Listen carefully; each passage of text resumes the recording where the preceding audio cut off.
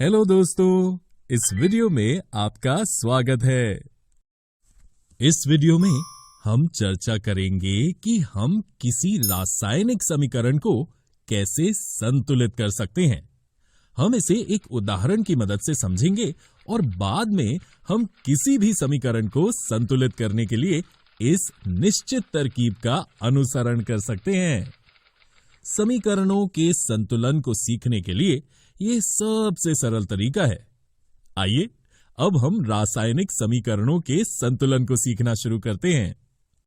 सबसे पहले समझते हैं कि संतुलित रासायनिक समीकरण का अर्थ क्या है। वास्तव में संतुलित रासायनिक समीकरण में रासायनिक अभिक्रिया के पहले एवं उसके पश्चात प्रत्येक तत्व के परमाणुओं की संख्या समान होनी चाहिए। ऐसा कहना गलत न होगा कि किसी भी रासायनिक अभिक्रिया में द्रव्यमान का ना तो निर्माण होता है और ना ही विनाश। आइए हम उदाहरण द्वारा संतुलन विधि को समझते हैं। आयरन की प्रतिक्रिया पानी से करें जो आयरन ऑक्साइड और हाइड्रोजन पैदा करता है। इस रासायनिक अभिक्रिया में तीर के निशान के दोनों ओर के तत्वों के परमाणुओं की संख्या की तुलना करेंगे। जैसे कि आप देख सकते हैं, आयरन के LHS में 1 तथा RHS में 3 परमाणु हैं। हाइड्रोजन के LHS और RHS में 2 परमाणु हैं तथा ऑक्सीजन के LHS में 1 और RHS में 4 परमाणु हैं। सुविधा के लिए हम सबसे पहले सबसे अधिक परमाणु वाले यौगिक को पहले संतुलित करते हैं, या हम यूं भी कर सकते हैं कि पहले धातु या अधातु को, फिर ऑक्सीजन और हाइड्रोजन को संतुलित किया जाता है। ये याद रखना आवश्यक है कि परमाणुओं की संख्या को बराबर करने के लिए हम अभिक्रिया में शामिल तत्वों तथा यौगिकों के सूत्रों को नहीं बदल सकते हैं। सबसे पहले Fe3O4 और उसके ऑक्सीजन तत्व को चुनकर संतुलित करने का प्रयास करते हैं।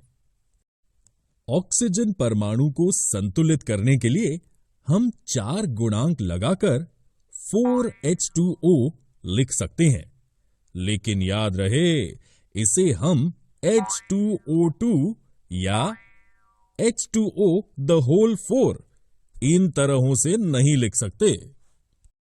Fe तथा H अब भी संतुलित नहीं है।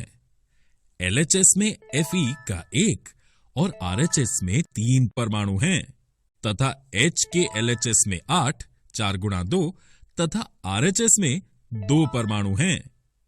तो हाइड्रोजन परमाणु को संतुलित करने के लिए दाईं ओर H2 अणु की संख्या को 4 कर देते हैं।